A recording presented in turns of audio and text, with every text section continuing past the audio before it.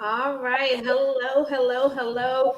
It's Eric and Dr. Sakisha, and we're so excited about connecting with you this evening. We have a phenomenal guest joining us this evening. You know that we focus on the marriage aspect, but we've had lots of singles reaching out to us, wanting us to talk about the dating aspect. So we have you made the request and we are answering. We have a dynamic singles dating coach with us on this evening, Miss Jill Bullock.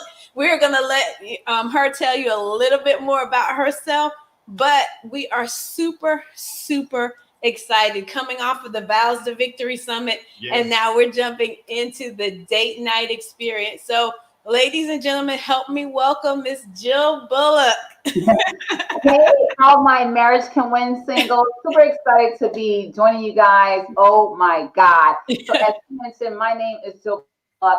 I am absolutely committed to empowering, equipping young singles to really just, one, create a life they love and attract and keep the love of their life. Listen, I have a little different philosophy when it comes to relationships, dating, and particularly marriage. And my thing is, yes, marriage can be hard, but it absolutely does not have to be. And there's things that you can prepare even in this time right now. This is a great time to do different things to prepare yourself so you can win in your marriage and make that journey on the other side a little easier. Listen, I also be remiss if I didn't tell you I was a founder of a nonprofit organization with my sister, Trevor Avenel. It's all about the DE Transform Networks. And that's one thing that's really near and dear to my heart because, yes, relationship and dating, all that is really important. But really, at the end of the day, you can't change your life without first renewing your mind and changing the things that you're doing in your life. So you have to change your situation and your circumstances in order to change your life.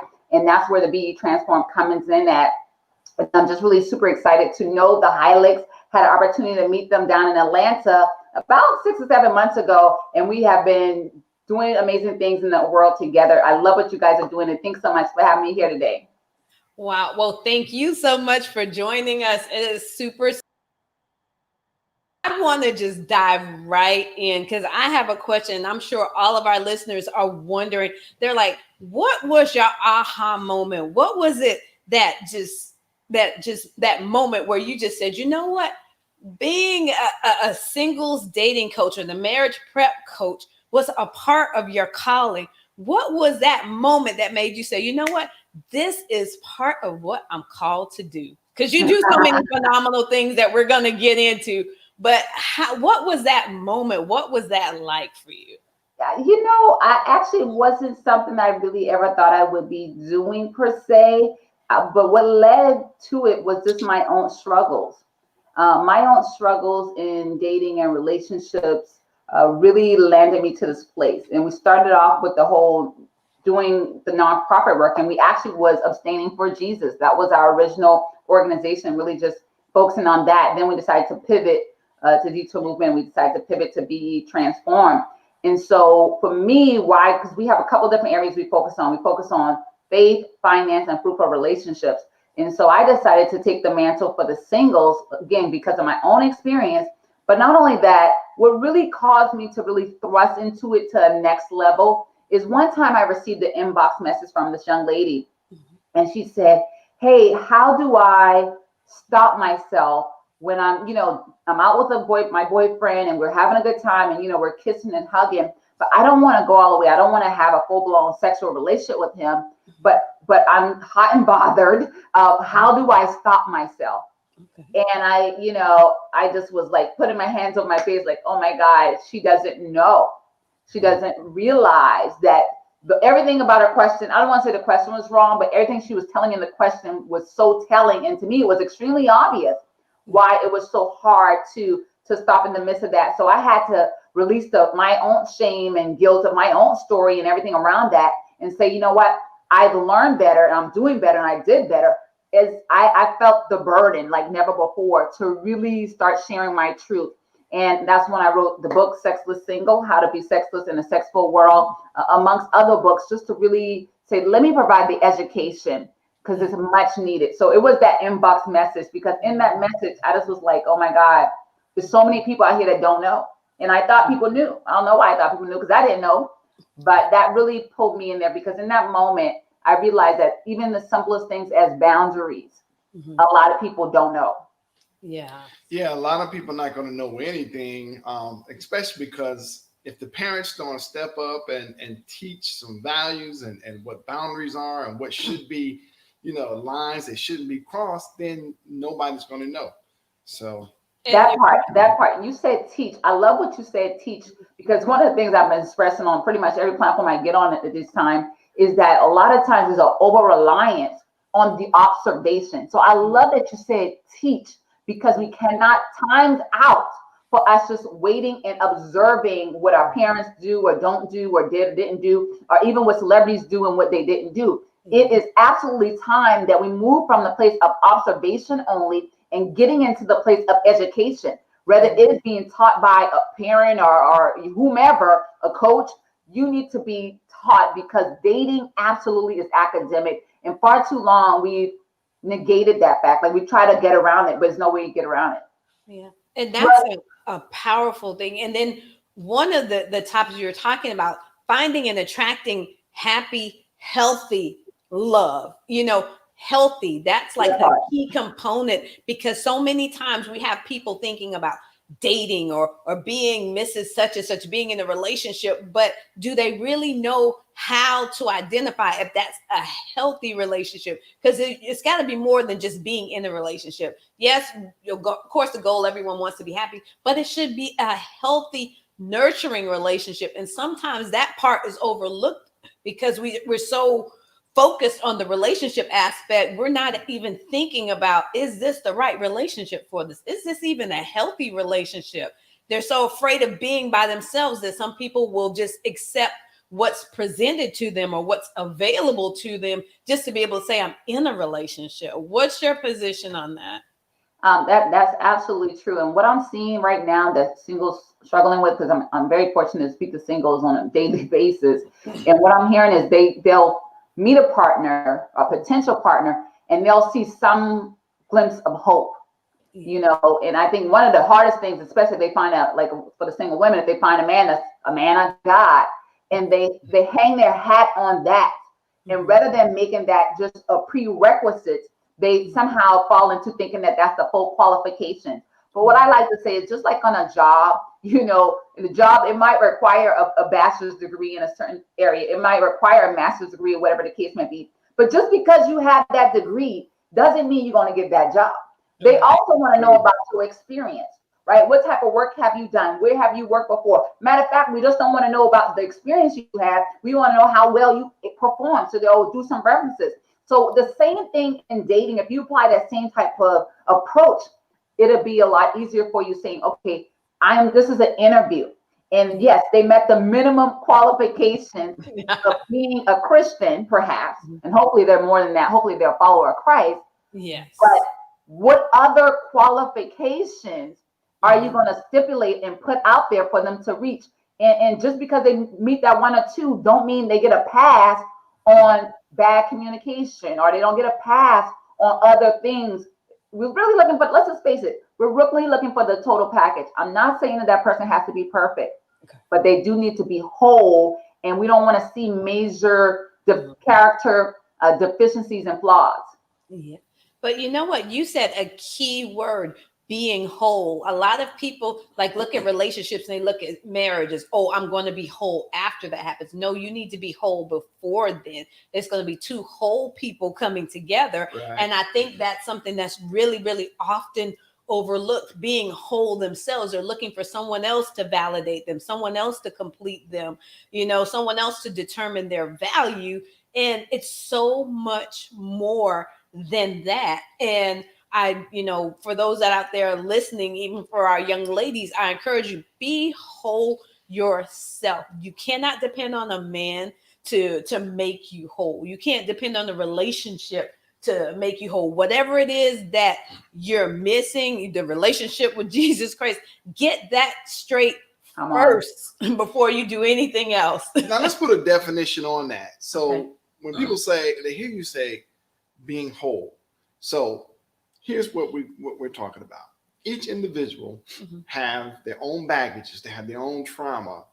You know, women, probably 9 or 8 out of 10 have some kind of drama or trauma, whether it's sexual, domestic, or abuse or something in the past. Men have experienced the same.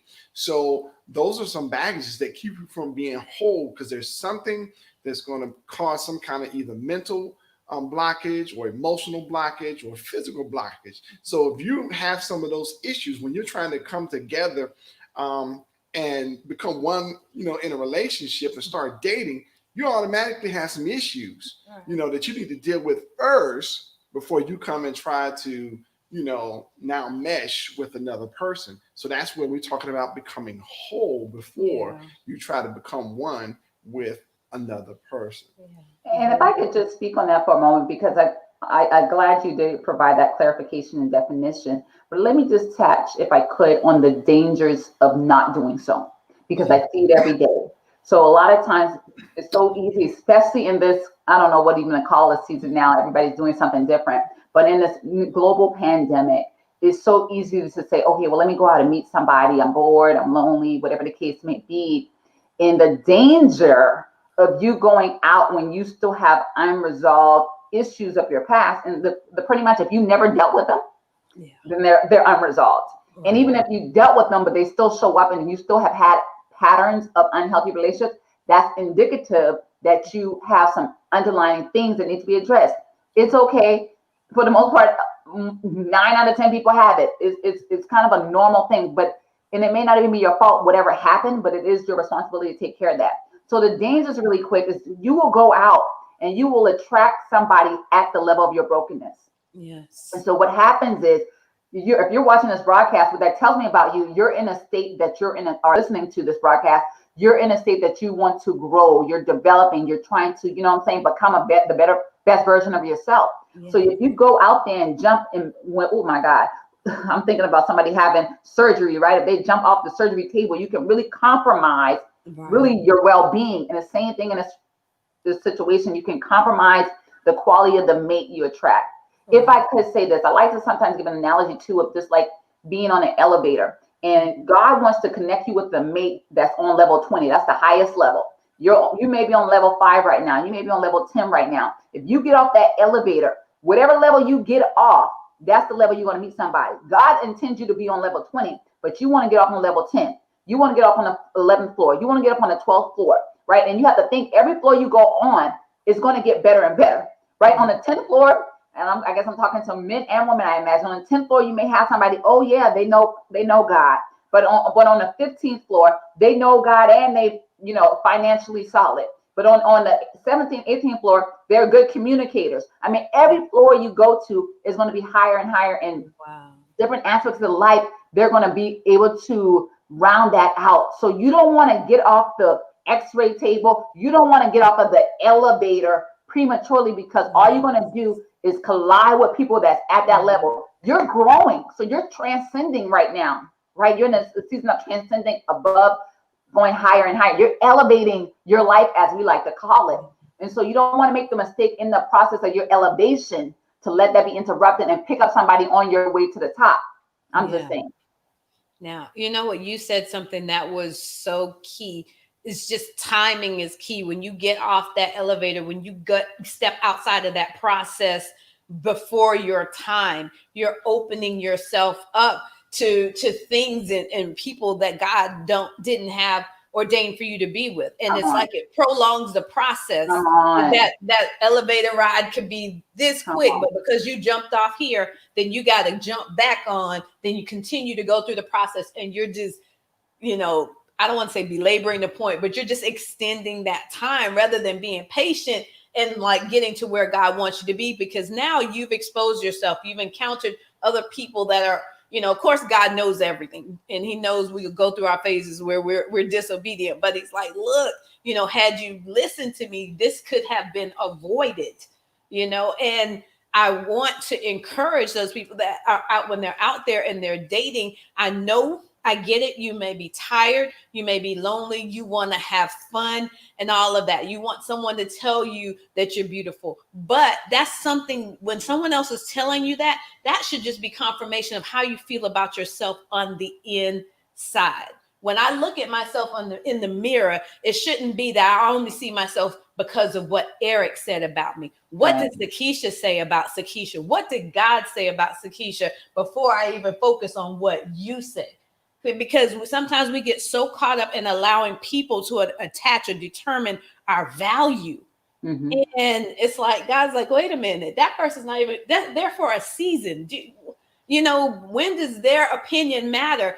And I say this a lot. I say it to my kids and to other young women. When you think about what matters, you think about, paying your bills, right? Mm-hmm. How many opinions can I take to the light company and say, well, pay my light bill with your opinion? I'm like, no, I'm sorry. It's going to do absolutely nothing for me.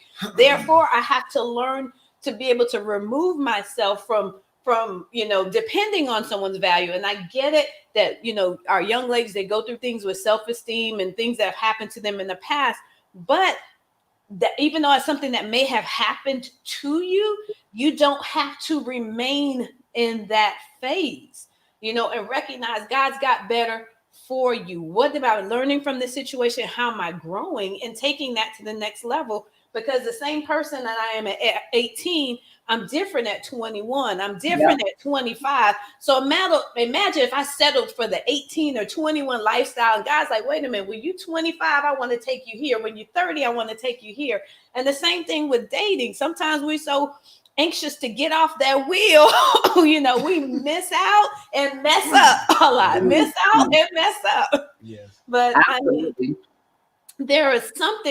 There's so much information on your website, and my mind was blown. I was like, yes, this is exactly what I was talking about. This is what I was thinking about. And you were talking about, I was just looking at the testimonies of the young ladies that have worked with you. And I started thinking about the fact that we encounter a lot of professional business women that might be a type A personality, but they're interested in the dating scene. How do you get these strong personalities, women that are, I'm in control of my business, I'm in control of my this? How do you get them to, I don't want to say control themselves, but just to be able to relax, to be able to enjoy like dating, because they're like, hey, I've got all of this together. And then you have a man that's interested and wants to date, but they're not, they're not at this point yet. They may not have the 6 figures yet, How do you have clients with those challenges? Now, that comes from something in the past that caused some trauma or something to get them to have that mindset. But how do you deal with those types of clients? Absolutely. First, I would say she is me and I am her.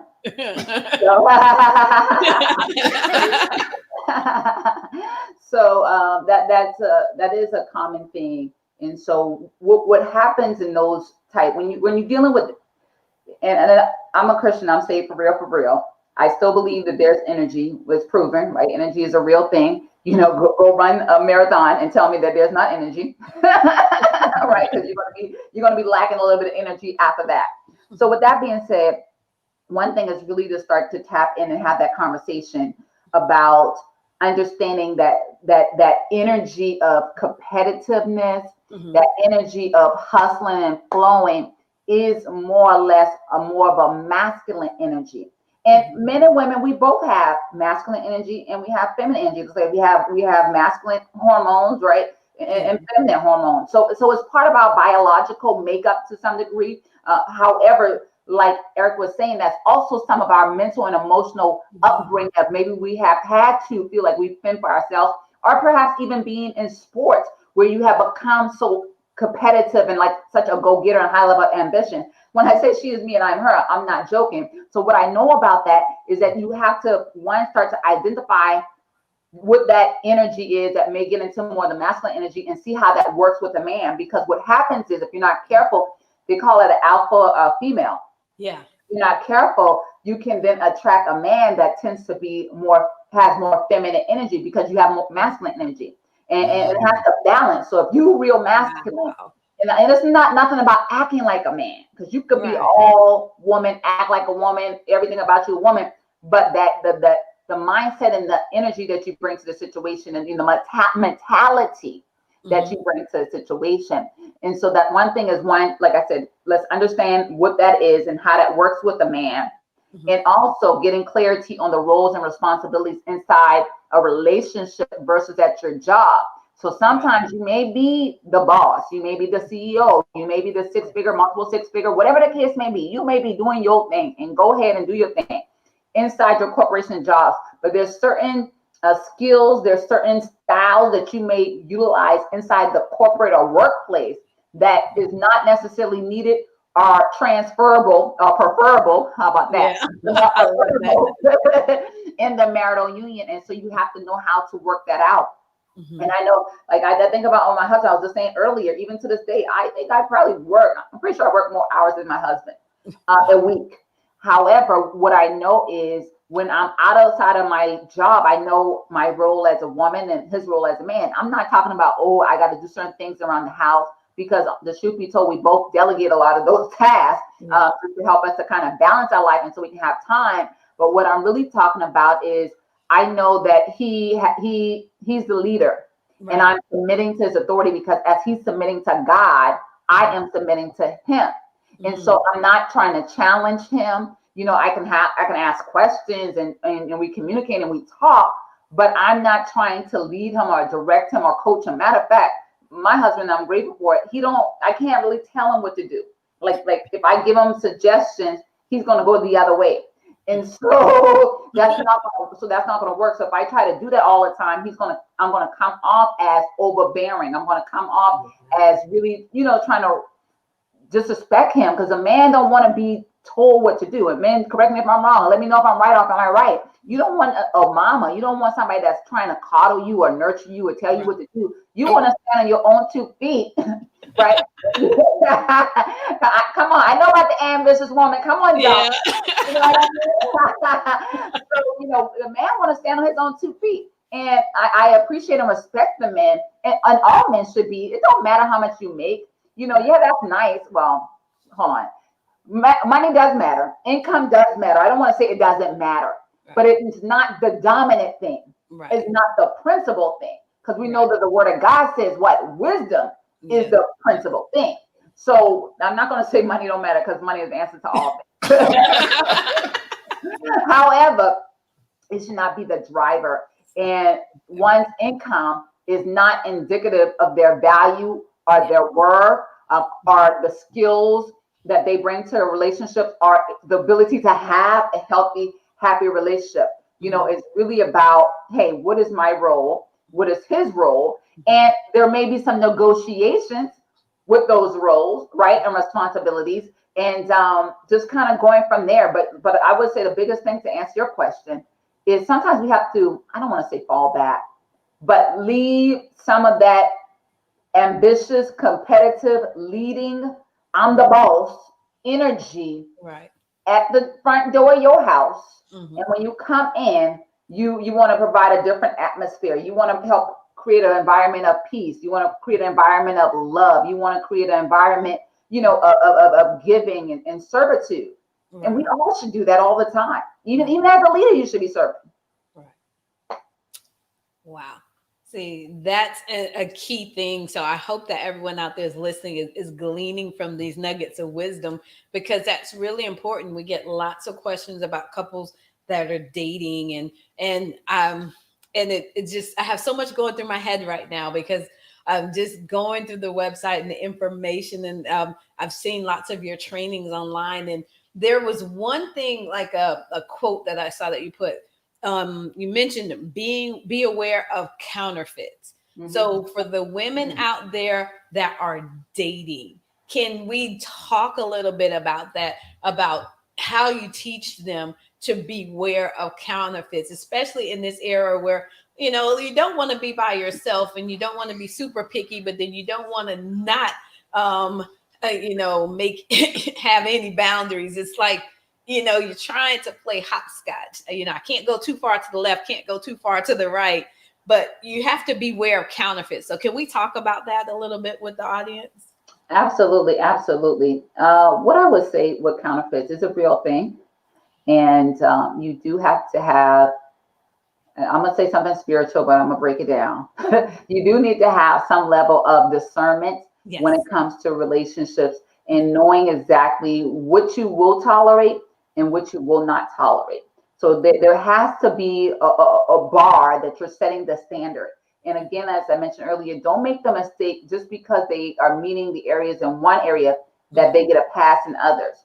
How they communicate with you, you should see some consistency with what they communicate with you and their actions, right? Consistency. So it should be in alignment. You need to trust congruency and you need to distrust incongruency. You need to be looking at things as their family background. You need to be looking at things in terms of how they manage their money financially. You need to be looking at things or how they handle their emotions. You need to be looking at things or how they engage socially with other people. Oh, here you go. Let me give you this right here. One of the best things I can tell you is when you are doing this assessment, when you are going through the interview process as the hiring executive to the most important position in your life outside the position of your savior, you want to say, how do they treat other people? Because see, sometimes when people are looking to impress you, when people are trying to deceive you, they can put on a persona. We used to call it your representative, right? They put on this best person out there, and you just see all this good and all this, the chemistry is going, everything is good. But you gotta be careful to say, well, how do they engage and treat other people? Matter of fact, look how they engage with their dog. You know what I'm saying? Because everywhere they are, there they go. Right? There should be the same person everywhere. So you really got to do a thorough assessment. And things like bad communication where they're belittling you, criticizing you, putting you down. These are warning signs. It's not, listen, oh, he don't got to be perfect, or oh, she's not perfect. No, that's not dealing with, we're not talking about perfection right there, right? Not being perfect is you leaving socks at the end of the bed or you leaving your dirty drawers in the bathroom. That's not being perfect. Not being perfect is not you criticizing me and telling me how much, you, whatever the case may be, how much you don't like me, what you don't like about me. And I got to make a point too. You got to understand the difference between correcting and criticizing. And I even talk to the guys because men, you are leading, right? So it's okay. My husband corrects me every day. I promise you, every day. And it's okay. It's okay.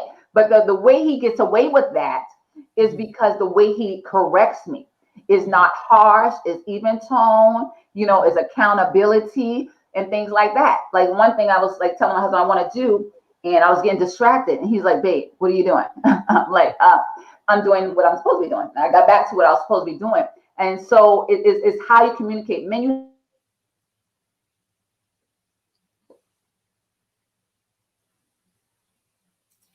Oh, so we got a little technical difficulties. Look like she have the froze a little situation bit.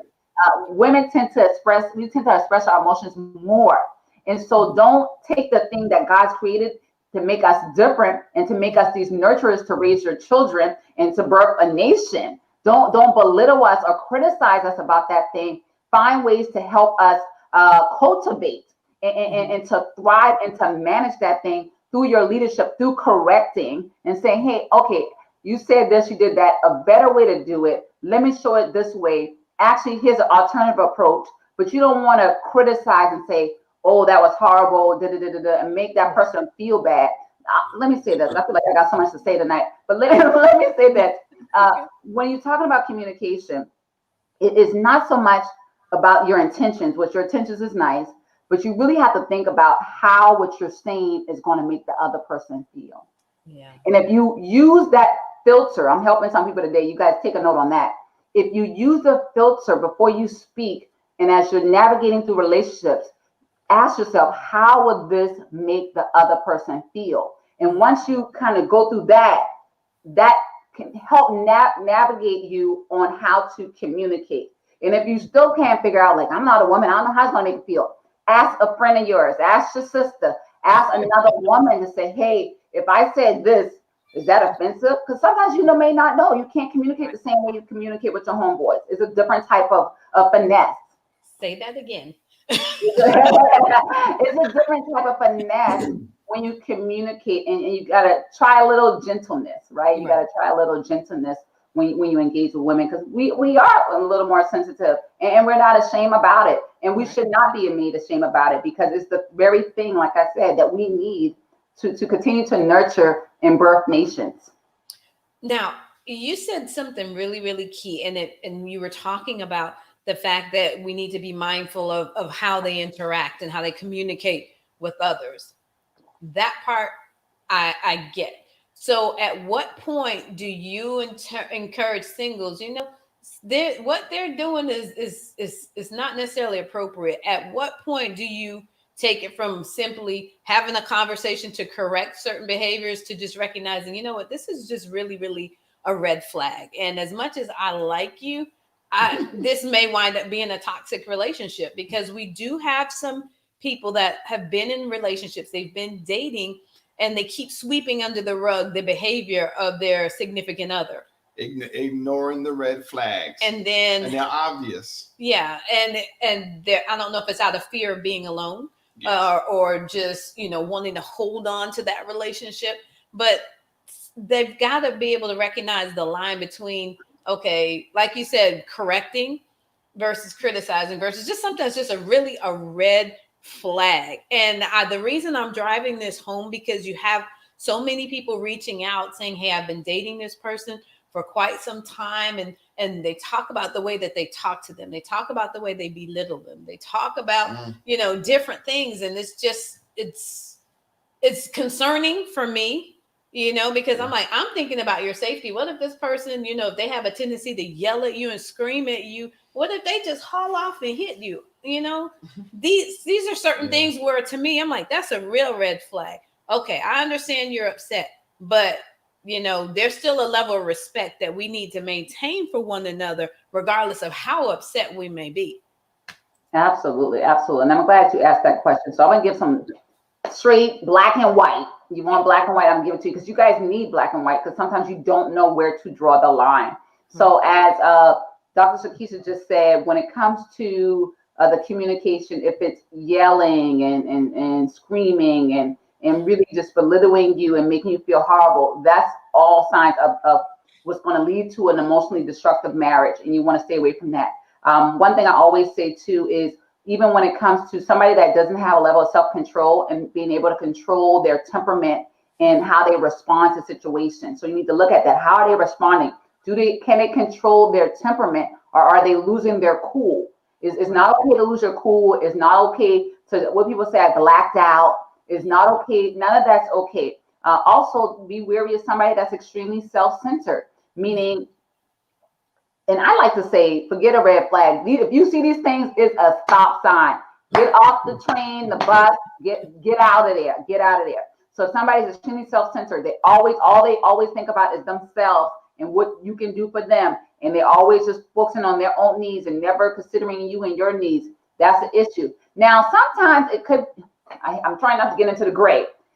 If this is your situation and you think this person seems to be extremely selfish, and you pointed it out, let's say at least 3 times, and they haven't done anything or very little to change, then that's an indication they're not willing to grow in that area. Yeah. Okay, that you 3 strikes we out. Let's do that with the being selfish, because there's a level of that can be a little gray. So I'll give you that one. Some other things I would say is hard, fast things. Again, you got to watch how they're communicating with other people. That's very important. I'm trying to rack in my mind, and give me a second to go through my list. I have a list of 10 things. I don't have it in front of me, but I'm trying to give you that 10 list that I often say should be deal breakers. One is, they're not a follower of Christ. If they're not a follower of Christ, we're not going to be entertaining missionary dating, and you're trying to bring him up. They don't have a level of self-control, and they're not able to, if they're easily angered, that's another thing. Easily angered, anything cause them to get ticked. You got to be mindful of that, how they respond to certain situations, even how they respond to you being late. If they go and blow a head gasket, meaning they're going off and going in on you, that's a sign that that's not somebody you want to be with. Also, look at them in terms of their financial spending. If they are reckless with their finances and they don't seem to have any concept or trying to fix that issue, that's something you need to be very concerned about. It's just not a small issue. Also, if this person is extremely insecure, meaning They always accusing you of cheating, or without any justification, and just kind of very lack trust and having some deep rooted trust issues. That's concern. So these are things that you really have to say, okay, hold on. This is a concern and you need to deal with that. If somebody's blaming you about cheating and you have no idea, just something fictitious that they made up, all these are major, what I like to call stop signs, and you have to be absolutely careful about those things when you're dealing with your dating and your relationships. Now, I'm gonna see if I can find that list, because I feel like there's 3 or 4 more things I want to tell you guys. Okay. I think it's here, but go ahead. All right. Now, while you're looking for that, I know you talked about there being non-negotiable decisions, and this kind of segues into that, because I've spoken with numerous single professional women, and they're wanting to date, but they express or they have difficulty standing firm on their decisions and setting their boundaries, because the desire is like not to be alone. Sometimes they identify or assign a value to themselves based on their relationship status, and they have, I'm not going to allow, I want to abstain from sex, or whatever the case may be, but they keep finding themselves compromising more and more and more and more. And you were talking about the non-negotiable decisions. So I wanted to delve a little bit more into that, because I want to just encourage the women and the men, once you have principles and you've established boundaries for a relationship, sometimes there's that pressure to give in. There's that pressure to conform to what society says is okay for dating, and I want to give them that reassurance. I'm not saying you don't have to compromise. Like, okay, if he wants to go to this restaurant, you want to go to that restaurant. But it's just like a pushover, and the more like there's nothing that they can have as their own. There's always have to give in to others and do what they want to do, and never, have a chance to, say, hey, I want to do this. Yeah, I think that's important. Absolutely. So actually, I lost my train of thought. What was your question again? Give it to me one time. We were talking about the non-negotiable decisions, when you're dating. Okay, I got you right here. Okay, so what I would tell you, I understand, because I experienced that same thing. When I said, okay, I'm not going to do dating the world's way because it's not working at all. It's been an epic fail for like 15 years straight. So I think we can conclude at this point it's ineffective. So I wanted to change. And I remember being exposed to Romans 12:1, which talks about being a living sacrifice for God. And I remember when I said, okay, I'm going to go out and I'm going to be abstaining. I was so embarrassed to share. Actually, I don't even know how this ended up happening. The first time, and the first guy I dated during this time, we were at a restaurant, and Trell just blurted out to the guy, oh, by the way, she's abstaining. And I remember being so embarrassed. It took me a while to become comfortable with that, because I was so afraid of the fear of rejection. And I don't tell you my story just to be talking about myself, but I'm hoping that you'll see myself in your story, right? So I dealt with that fear of abandonment, fear of rejection, because it happens sometimes.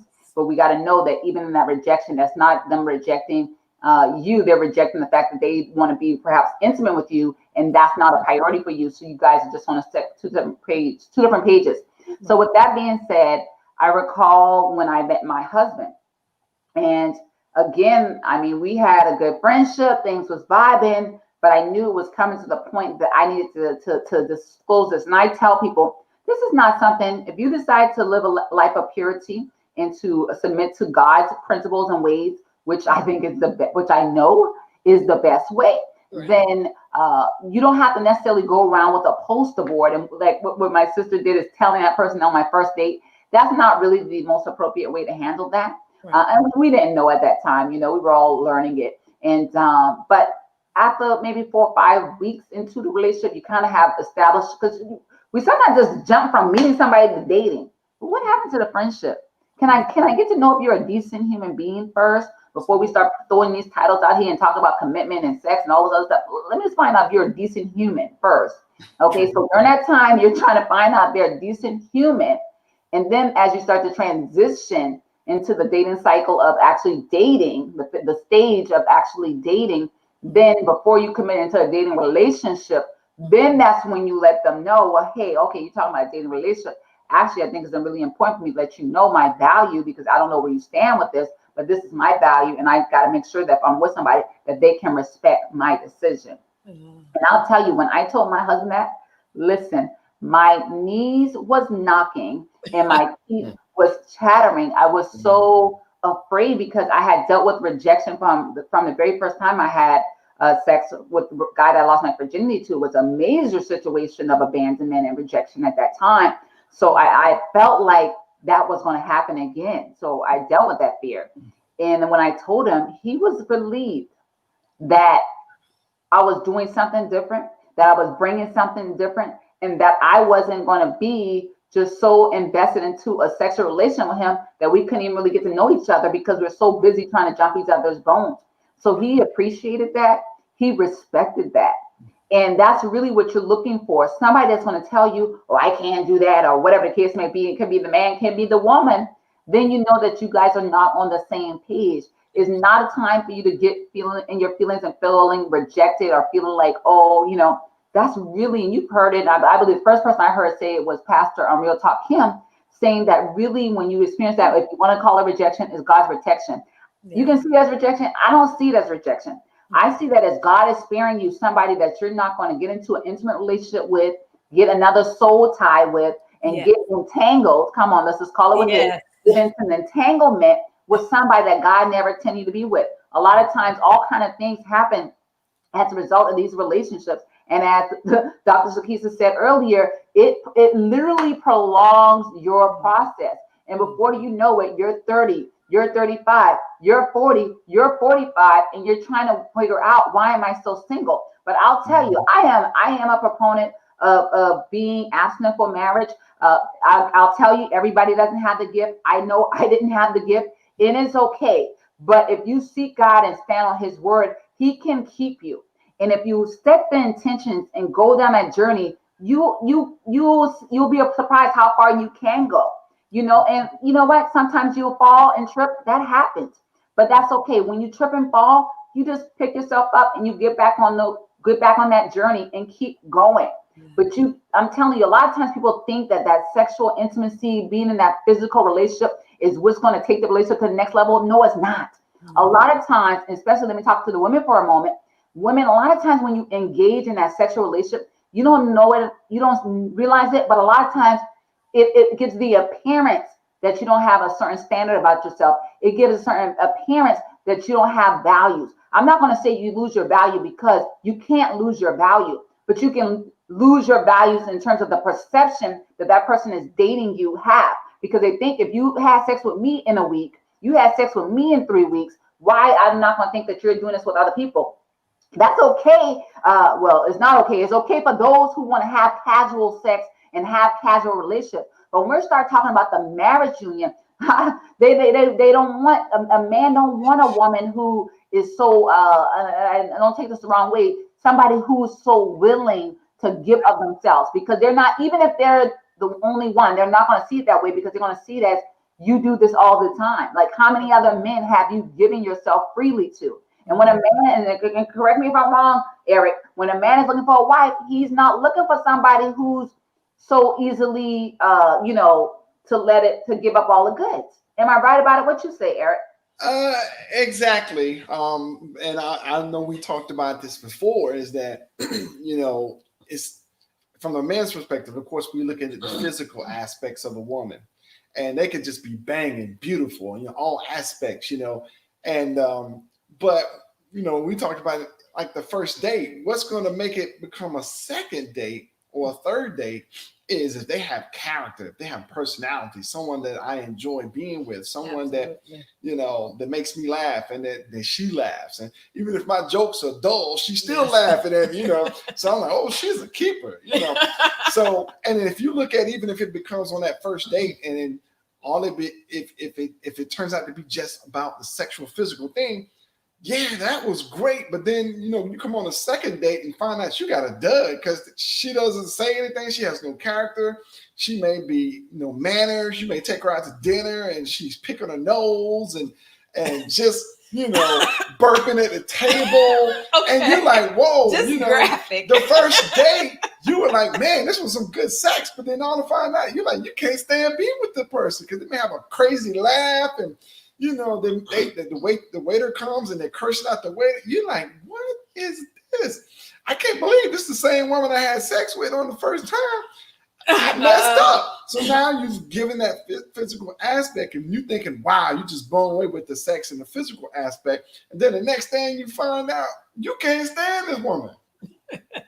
It is so true. It's true. It's true. And I feel like when you do that, you give up the chase way too easy. Yes. Way too easy. I mean, and a lot of times that partner hasn't even made their mind up about you, and you're giving in way too easily. And the truth of the matter is, men are like they like to be chasers. They like to, they're more like the predators, and you like to prey. So allow him, for the women, allow him to chase you. You don't want to get conquered. You belly out the situation, and you are allowing yourself to get conquered.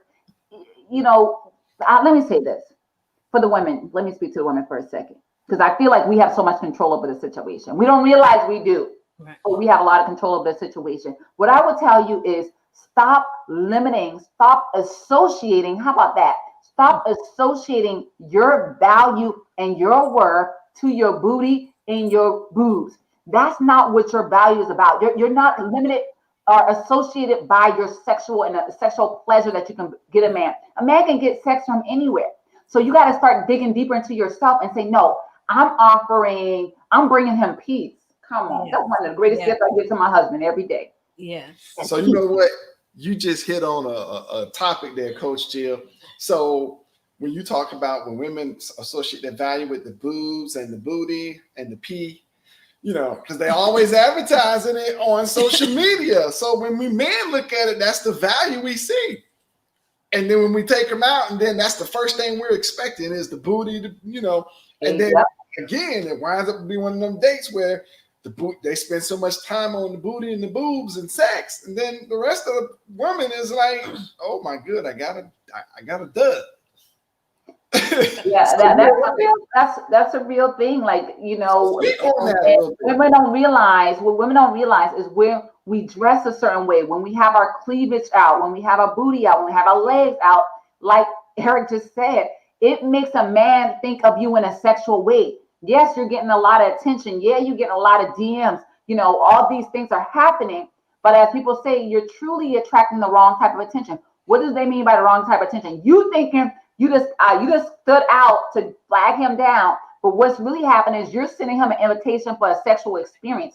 That's what you don't realize, and you don't understand why. Then he's treating you like a sex toy. He's treating you like a playground because the initial advertisement say, "Hey, I'm something sexual to be around." Right. Some things I see, I be like, "That's too much for me," and I'm no homo. Yeah. I'm like, that's a little bit too much. I don't need to see your booty cheeks hanging out your shorts, so you just gotta be more mindful of the messaging you're sending. Like you're gotta represent the thing that you desire, and you still can be cute, you still can be fashionable and not be overly provocative. Right. If you got big cleavage, if you're full figure woman up here, don't be wearing the shirts all the way down where, there's nothing left to the imagination. Eric? So what do you say with those women that they have a beautiful shape? They have the nice boobs, they have the nice hair, the lips, and they say, well, I'm just naturally fine. I'm just naturally, my clothes just fit me that way. I can't help it if it's that way. So I mean, what's it appropriate? I mean, I know I have my opinion about that. I tell my wife and my daughter the same thing. I love to see a woman who's dressed in a business suit, and you can see her shape, and she's fine, but she ain't showing all her, this is all the boobs, and you can see everything, but you can just see in the suit that she's a nicely shaped woman. Mm-hmm. So I mean, that's my take on it. But what do you say to that woman? Say, hey, I'm just naturally fine. I can't help it. Absolutely, and I get it, and it's a real thing, right? People work hard, they're working out, they're hitting the gym, and they're doing all these great things to look like $1 million. I would say you really have to decide. I don't want to say how far you can go with it, but you have to just say find ways and find outfits that still can express your personality and show your best features without being provocative. You need to have certain standards, like say for myself, I know I have legs that people will die for. Okay, I ran track all of my life. My dad had some mean bad calves. My mama got big legs, and I'm real fit. So people always telling me your legs are like gorgeous. Okay, got it. So with that, honestly, it's certain things I don't wear. There's just certain things I don't wear. Right? You like for a long time, I didn't even wear dresses because I didn't like the attention I got from that. Because a lot of times, if you wear something, here's the litmus test. Because sometimes you need a litmus test. If you wear something, and when you're wearing that, people whistling, stopping their car to flag you down off the streets, that's not good. That's not good. That means that they're so infatuated with the sex appeal that you're providing, especially if it's happening and you got a certain thing on that's maybe it was the skirt, maybe it was the mini skirt, maybe it was this, maybe it was the top. Then you may need to say, you know what, that might be drawing the wrong attention. A lot of times they're going to reveal themselves. Oh my God, I remember, even being in the gym, guys said, oh, you look so sexy when you sweat. Or, different things like that. They're going to make comments. I always say, this for the men, keep your comments. It really should be above the neck. Your compliments should be above the neck. You have a beautiful smile. You have beautiful eyes and things like that. And so for the women, you shouldn't be complimenting on how nice your breast is and your booty. And I think that's just inappropriate when you're meeting somebody. So I would say, I'm not going to say don't wear, certain things ever, but you got to find the proper venue. So for example, if you go to a gym that's an all girls gym, then you can be a little more flexible about what you wear. You can't wear your little Fabletics, spandex, and top, or whatever the case may be. Is an all women's gym, but you also need to know that you need to carry some sweats in case you want to run into the store afterwards. So just be mindful of the audience that you're going to be entertaining when you're wearing certain things, and make a conscious decision to not wear anything that's going to be overly revealing, and kind of go from there. But that's just a default or de facto dress for women now. It's always the yoga pants, and nobody's doing yoga. I'm just going to put it out there. Men are going to see it. It just accentuates the body, and it's that's just what men. That's what stimulates men. Okay. It's just and like I say, when men look at women, that's what they see. And then the thing is, what puts it over the top is once they find out what kind of characteristics they are, what's their personality.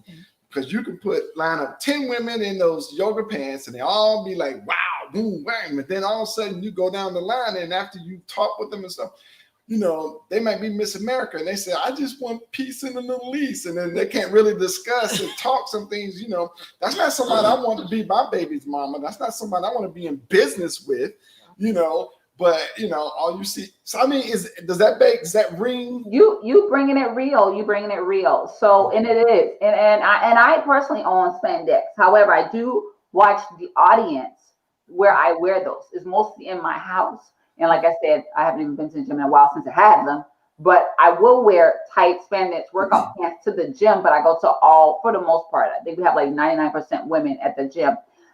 So with that being said, I would say if you're going to wear the spandex, because I get it, they're very comfortable. They're really comfortable. Can we wear a longer shirt? Yeah. Can we wear a shirt that's covering the booty? And also you need to check your booty before you walk out the door. Because if it looks like, how to say it must be jelly and drawers because jam don't shake like that. Yeah. If that booty just a wobbling and you got to know your shape. Certain body type can't get away with certain things. You know. Yeah, if it gets like that, that looks nasty. That's not attractive. You know, I mean, I'm just being real. You know, and it gets me. I know some women they just have an extremely overly large behind, and they just feel like, oh, if I can pull it up and put it on, it's good. You know, not. But I mean, you know what? I don't want to limit women now. Of course, if you just have a beautiful body, and you know, you're just out and you're wearing your tight fitting clothes, that's cool. But it's just that it's the mentality that if they're always accentuating it, if they're always taking the pictures and, you know, and they got then it's like, and I'm mostly targeting single women because, you know, married women, you married, you know, but then again, what are you advertising out there? You're attracting other men. There are women out there that put some of that stuff. I mean, true, but We've had it's some just conversations. that it makes me think, it makes me wonder. Now, you can have a beautiful body, and if you got it, God bless you with it. You work hard, you work on your squats, so you make it round and everything. That's cool.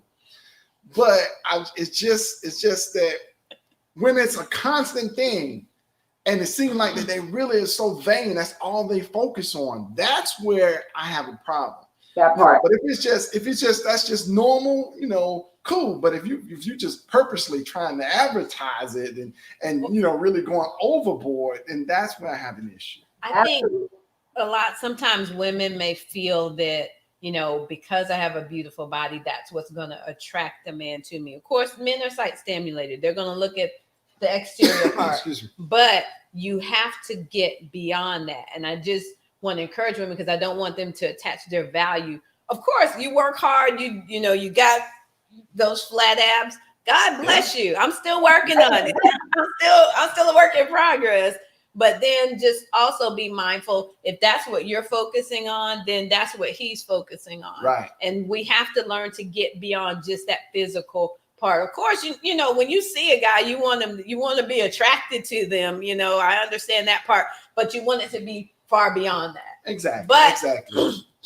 I know we have to wrap it up, and you're an author of some amazing books. So I wanted you to just take a moment and share with our audience about the books that you've authored. And I think there was something that'll definitely be a blessing to those that are going through the dating phase. Absolutely. So I would say definitely have the Sex is Single book, How to Be Sexless in a Sexful World. And also I have The Biggest Lies Women Believe About Men Dating Themselves, Discovering the Truth of Fabulous Life in a Fabulous Relationship. So the second book you can get off of Amazon, Sex is Single. I still have about 5 or 10 copies. I have a couple of copies on hand, and you can just go in my messenger and inbox me. But I also would be extremely remiss if I didn't mention to you that we also have an event that's happening next week, which is the Elevate Your Life Experience. And that's happening August 6th, 7th, and 8th. And it can be free, or you can get an all access pass. It has options there for you. But I want to encourage you to head over to Elevate Your Life Virtual Event, elevateyourlifevirtualevent.com, and to register, because if you enjoy this is only a tidbit of what you're going to get with dynamic speakers like myself to really share with you what does it take to elevate your life. Like we've been talking tonight, it's not just about getting into that relationship and getting married and finding somebody. It's really about elevating to the highest level. We need to get to that 20th floor to make sure that you are absolutely the best version of yourself, so you can then connect with somebody at that level and y'all can go and grow together. That's what I want to encourage you to do today. Awesome. Thank you so much, you guys, for the opportunity to be here. Oh, not at all. Now, how can they get in contact with you if they wanted to, you know, enlist some of your services or some of your other products? Best way I would say, actually, you can go to, well, it depends on what you want to do. I don't want to give you too many links, but I will say this. If you want to speak with me, you can go to talkwithjill.com, talkwithjill, JILL.com. If you're like, okay, I need some additional support, I'm interested in talking to a coach about different things that's available in terms of whether that's coaching or an academy or things like that for that education we talked about, go to talkwithjill.com. If you want, if you just say, let me just get a free resource to kind of get me on my journey, then I would say head over to, I'm always trying to remember if it's a BIT link. I think it is. And maybe somebody can check this for me. It's bit.ly/ready for marriage guide. Now I'm going to say that again. bit.ly/ready for marriage guide. I think the doctor's checking that for me to make sure that's the right website. You can get an amazing ready for marriage guide, easily what I like to call digestible, which means that you can consume it very quickly, but it's very, very meaningful and it goes over 7 steps in the dating process that you absolutely want to know and familiarize yourself to help be a roadmap and a guide to help you through the journey. Okay. And again, bit.ly/ready for marriage guide. Dr. Sakisa, did that come up for you? It didn't come up, but I'm making sure I spelled everything properly. Okay, and I'm gonna check one other thing to make sure I'm giving you the right thing. So I said bit.ly/ready for marriage guide. So let me just check one other thing just to make sure. Yeah. Sometimes I like, did I do a tiny URL or do I did a BIT? So let me check. Well, Coach Jill, what you can do is after the show, you can definitely send it to us or put the link on the line. On the chat. Well, so it's ready for marriage guide, and then you'll see the beautiful picture of you and your husband. Yes. So, Coach Jill, we really appreciate you coming on, and we're definitely going to have you on for some future shows. And I'm sure we're going to have some juicy topics in the future that we definitely like to have you come on and bring some of your expertise. But everybody, we want to thank you for joining us.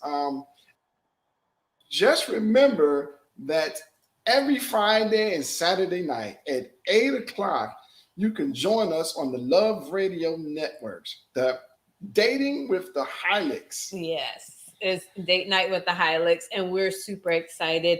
We have so many topics that we want to talk about, and make sure you send us a message or a DM if you have a topic in regards to dating that you'd like for us to cover. You know, we have dating after divorce, which is going to be one of the topics we're talking about, even dating for widows. So we have so much coming down the pipeline. So make sure you stay tuned, because immediately after that, it's time for Midnight Love on the Love Radio Network. So we also want to say a super duper thank you again to Jill Bullock, the marriage prep coach. Make sure you take advantage of the free resources that she has available. If you want to connect with her, she's giving you the website, and she has an event coming up next week. So make sure you register for that as well.